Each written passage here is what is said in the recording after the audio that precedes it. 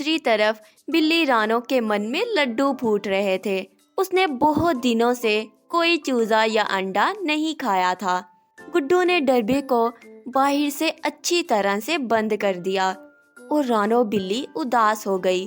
اس کے باوجود ڈربے کے پاس پہنچ گئی، لیکن اسے کھولنا اس کے بس کی بات نہیں تھی۔ اندر چنکی بڑے آرام سے بیٹھی تھی۔ رانو نے ادھر ادھر دیکھا لیکن کوئی راستہ نظر نہیں آیا۔ ہاں، البتہ علاقے کا خون خوار کتا ٹومی آتا ہوا دکھائی پڑ گیا۔ رانو وہاں سے دوڑ کر آگے بڑھ گئی۔ کچھ دن بیت گئے۔ چنکی مرغی کے سبھی انڈوں میں سے چوزے آ گئے۔ ان کی حفاظت میں گڈو کے ساتھ ساتھ ٹومی بھی رہتا تھا۔ رانو ان دونوں کے ہوتے ہوئے کبھی بھی کامیاب نہیں ہو پاتی تھی۔ ایک دن گڈو کہیں باہر گیا ہوا تھا۔ آس پاس ٹومی بھی نظر نہیں آ رہا تھا۔ رانو نے جب ڈربے پر نظر ڈالی تو خوشی سے جھوم اٹھی۔ ڈربے کے باہر کی کنڈی بھی نہیں لگی تھی۔ مرغی چنکی اور اس کے سارے چوزے اندر ہی تھے۔ رانو خوشی سے آگے بڑھی اور جیسے ہی دروازے پر پہنچی تو اس نے پایا کہ دروازہ تو اندر سے بند ہے۔ وہ پوری طرح سے حیران ہو گئی۔ وہ من میں سوچنے لگی، ارے یہ مرغی اتنی سیانی کیسے ہو گئی؟ اندر سے دروازہ بند کر لیا، اب میں کیا کروں؟ اب میں اندر بھی نہیں جا سکتی۔ رانو نے پھر سے ٹومی کی آہٹ پائی اور وہ بھاگ کھڑی ہوئی۔ وہ بہت دور جا کر کھڑی ہو گئی۔ اس کی نظر ڈربے کے دروازے پر ہی تھی۔ اچانک اس نے دیکھا کہ ڈربے کا دروازہ کھلا ہے اور چنکی مرغی باہر آنے کے پہلے اپنے چوزوں کو کچھ سمجھا رہی تھی۔ دیکھو بچوں، میں باہر جا کر آتی ہوں۔ دروازہ میں نے جیسے بتایا ہے اندر سے بند کر لینا۔ میرے سوا کوئی کتنا بھی کہے دروازہ مت کھولنا۔ ہاں ماں، ہم دروازہ نہیں کھولیں گے، جب تم آؤ گی تبھی کھولیں گے۔ چوزوں نے دروازہ اندر سے بند کر لیا اور چنکی باہر چلی گئی۔ رانو بلی خوشی سے پھول گئی۔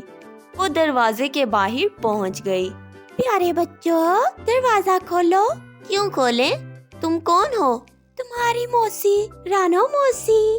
ہماری کوئی موسی نہیں ہے۔ تمہاری آواز تو ماں سے بھی نہیں ملتی۔ ہم تو صرف ماں کو جانتے ہیں۔ ہم دروازہ نہیں کھولیں گے۔ پیارے بچوں، میں تمہارے لیے کھانے کی اچھی اچھی چیزیں اور کھلونے لائی ہوں۔ کھانے کو دانا اور کھلونا؟ سچ کہہ رہی ہو؟ دیکھو سچ ہو یا جھوٹ، میں نے دروازہ نہیں کھولنا۔ یاد ہے نا ماں نے کیا کہا تھا؟ رانو بلی نے بڑی کوشش کی لیکن دروازہ نہیں کھلا اور اسے واپس لوٹنا پڑا۔ راستے میں اسے چنکی مرغی دکھائی دی۔ وہ تیزی سے اس پر جھپٹ پڑی۔ چنکی خود کو بچانے کے لیے بھاگنے لگی۔ رانو بلی نے دوڑتے ہوئے دوبارہ پنجہ مارا۔ چنکی زخمی ہو گئی لیکن بھاگ کر کچھ ٹوکریوں کے پیچھے غائب ہو گئی۔ رانو دوڑ کر اسے ڈھونڈنے لگی۔ وہ آج چنکی کو مار کر کھا جانا چاہتی تھی۔ اچانک ایک بڑی ٹوکری ہلتی ہوئی نظر آئی۔ رانو بلی من ہی من مسکرائی۔ اب بچ کر کہاں جاؤ گی رانی؟ آج پہلے تمہیں کھاؤں گی، پھر اس کے بعد ایک ایک کر کے چوزوں کو چٹ کر جاؤں گی۔ اتنے میں ٹوکری چلتے ہوئے رانو کے پاس آنے لگی۔ رانو نے آگے بڑھ کر ٹوکری کو اٹھایا تو وہ حیران ہو گئی۔ آگے ٹومی کتا تھا۔ وہ بڑی تیزی سے رانو کے اوپر جھپٹ پڑا۔ رانو بچتے بچتے بھی زخمی ہو گئی۔ رانو کسی طرح جان بچا کر بھاگی۔ ادھر چنکی اپنے بچوں کے پاس پہنچ گئی۔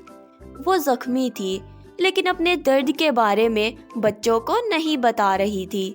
کچھ دیر بعد گڈو آ گیا اور اس نے چنکی مرغی کو دوا لگائی۔ ماں تم زخمی ہو لیکن اس بارے میں ہمیں نہیں بتایا۔ تمہیں زخمی کس نے کیا؟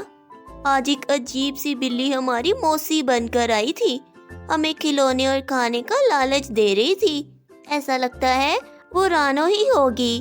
میں اس کی پونچھ میں پٹاخے لگا دوں گا، دڑم دڑم کر کے پھوٹیں گے تو اس کو صحیح جھٹکے لگیں گے۔ کچھ دنوں کے بعد ایک بار پھر رانو کو موقع ملا۔ चिंकी बाहर गई हुई थी और चूजे डरबे के अंदर थे। रानो पहुंच गई। प्यारे बच्चों, मैं तुम्हारी मौसी आई हूँ, दरवाजा खोलो। कौन रानो मासी?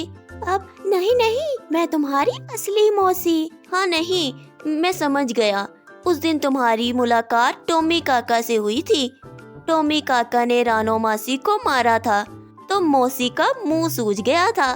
रानो बिल्ली भी समझ गई कि ये चूजे उसे पहचान गए हैं, अब जान से में नहीं आने वाले। वो वहां से लौटकर एक चील के पास पहुंच गई।